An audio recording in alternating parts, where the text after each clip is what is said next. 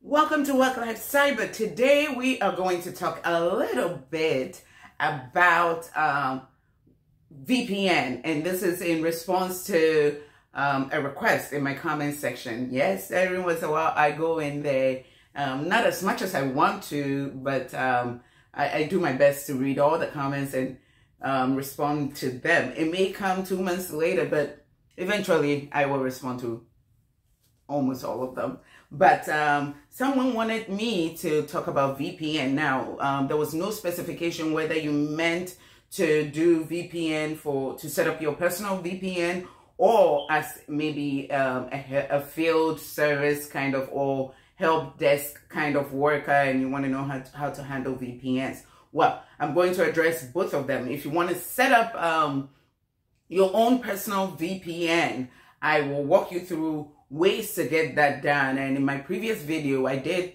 touch on it a little bit. But if you want to know how to set up a VPN for work, that is different. Your work will do everything. When they give you your computer, the VPN would have already been on. So you're not connecting to your work's network through your Wi-Fi. You know, they can't trust your Wi-Fi. No matter how trustworthy your Wi-Fi is, they just can't do that. So you will go through a VPN tunnel. So you're accessing all your resources, your work resources, through a VPN. Now, two ways.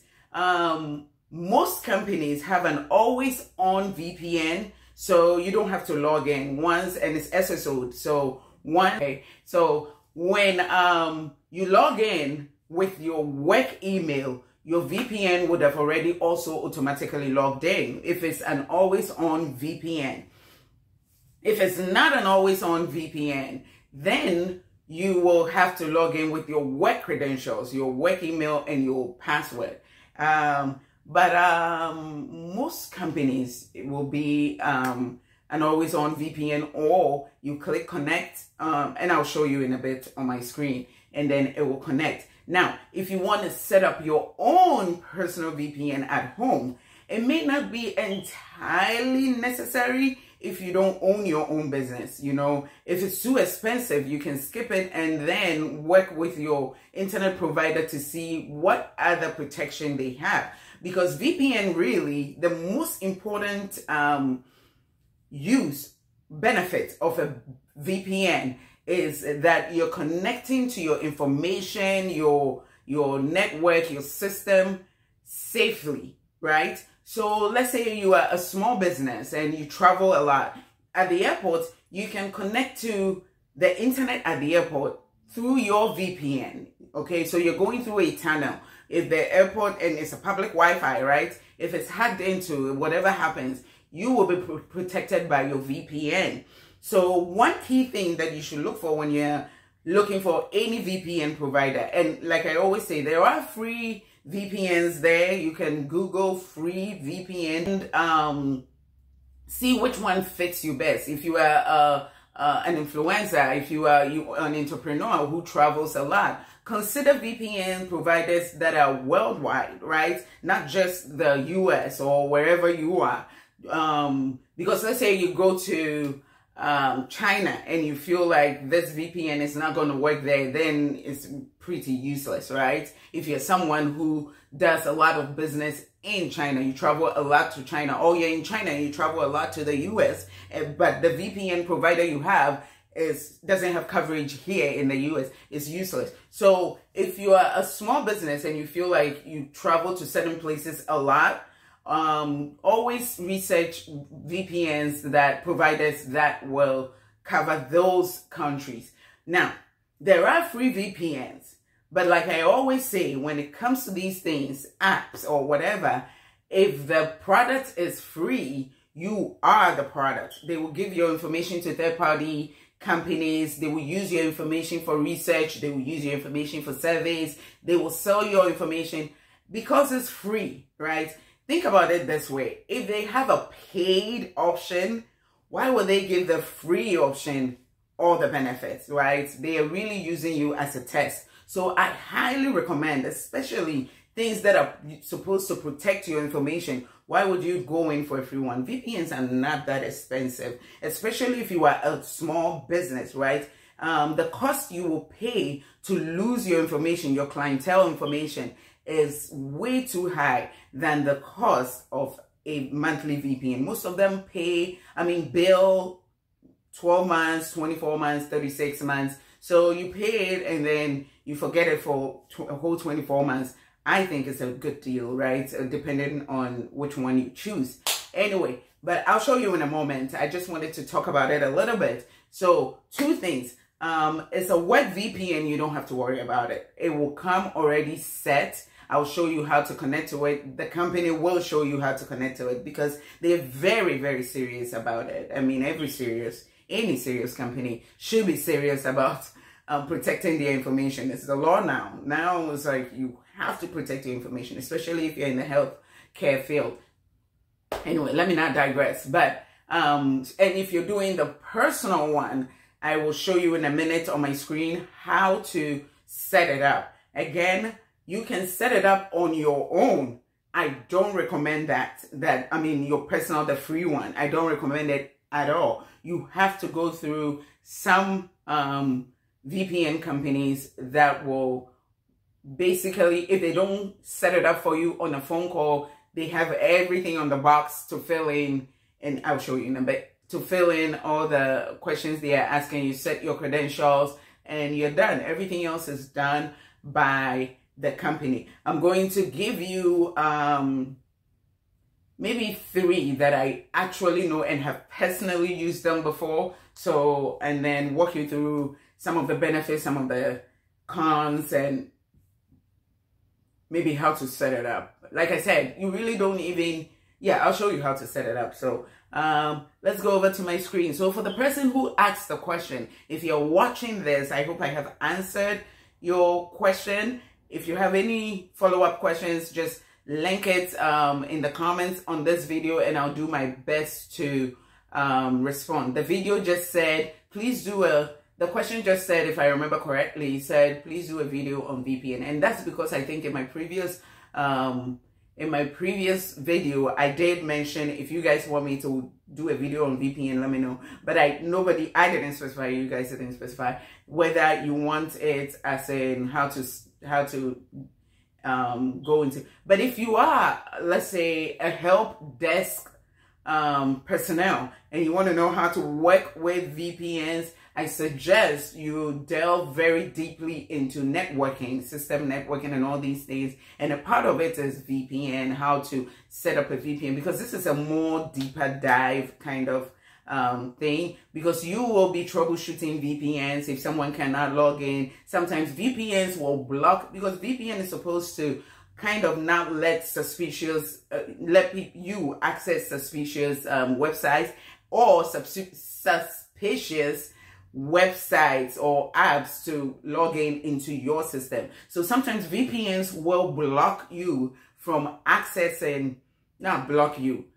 You will not be able to access certain websites if you are on a VPN, right? If you're not on a VPN, that's a way of them protecting your information. Maybe you can set it up that without VPN, you will not be able to, you yourself, your personal one, you will not be able to access your banking information, access if you have a small business, access your business, whatever app you're using for your business, right? So if the VPN is not on, you will not be able to go into your banking system. You will not be able to go into your business applications, whatever application you set it up, not to be able to work without the VPN, which is pretty cool, right? So maybe for some workers, they don't know these things. Then they are going to call you or create a ticket saying that I cannot access this and that and that. So if you're a worker, you're going to go into whatever configuration after you verify that it's okay to access whatever website. You will go into the configuration settings and maybe allow the website to be viewed without the VPN. But that's highly unlikely. The resolution will be that you tell them log into your VPN so that you will be able to access all your applications. And if you have a VPN, why not? Why not just turn it on all the time so that you can access whatever information is for your own protection. So I will show you how to set up your personal VPN after you've chosen any VPN provider.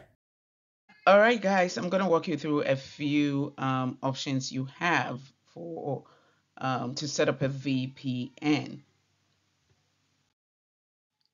One, I'll talk about NordVPN, and it's $2.99 a month if you pay for 24 months, right? If you don't pay for 24 months, it's $6.99, which is a whole $4 more. So I would say go for the 24 months. Again, if you totally need it, right? If you are a traveler, you do a lot of public Wi-Fi, you definitely need this. You definitely need a VPN to protect your information, right? Because it goes through your tunnel to access. No one else can, your information will not be exposed to anyone. And unless someone is on your VPN, they will not see your information. Okay, so just for people who roam around a lot.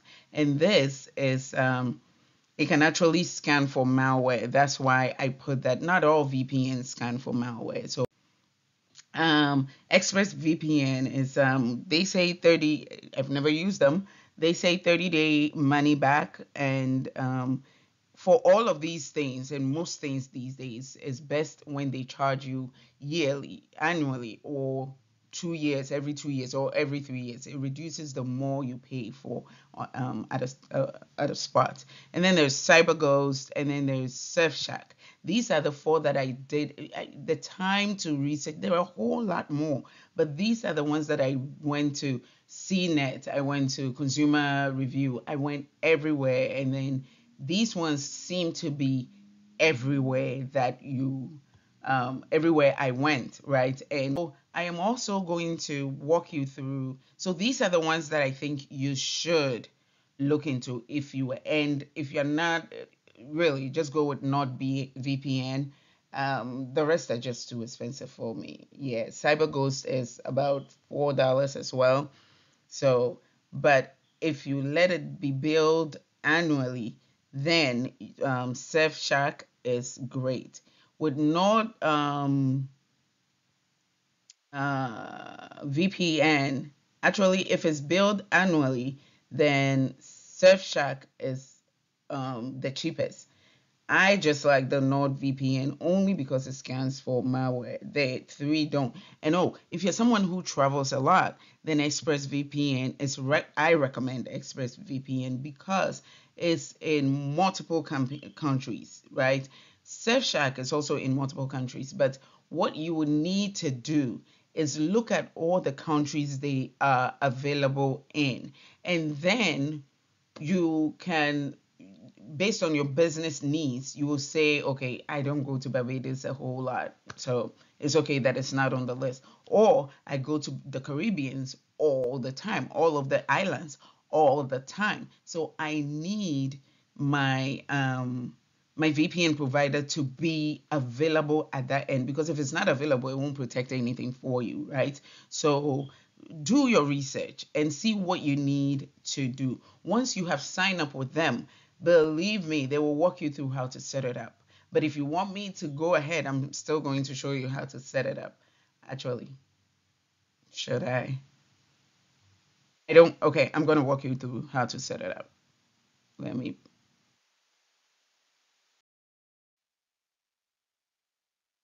All right, everyone. I actually tried to share my screen to walk you guys through it, but it's not letting me record my screen. I'm pretty sure there's a setting somewhere that I have to figure out, but I really am determined to finish this video today. It's really nothing serious. You just if you're going with a provider, they should walk you through this. So simple. You go to the start of your Windows computer, and then you go to settings. That is here, which is I have circled or attempted a circle. Yeah, you click on settings, and then it will open up your I'm not sure if you guys can see this, but it will open up your settings, and then you go to network and internet. Once you click on network and internet, which is right here, let me see if I can highlight. It's right here. I hope it did something. On your left. And then once you click on network and internet, you will see add VPN. No, you will see VPN right here. Let me see if I can, I can circle it. I hope it's recorded.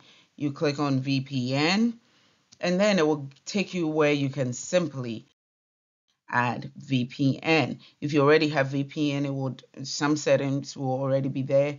But if you're adding a new VPN, you click on this right here, add VPN, and then it will take you to this part where you fill in all of this information. Should come from, you can leave it at Windows, but that's the VPN provider. You can leave it at Windows, or you and then go through your whatever instructions your provider gave you. They you download it, let you go to a website, or they may send you instructions in an email. Whatever the case, all of this information will be in there. You fill it all out, and then you click save. And once you turn it on, once you click save, I think it's automatically on. You can turn it off whenever you want, and then that's it. You can turn it on and off. This was a bit helpful for the person who asked this question. If not, ask more questions. We are a community of really techie people, and someone will respond if I cannot respond.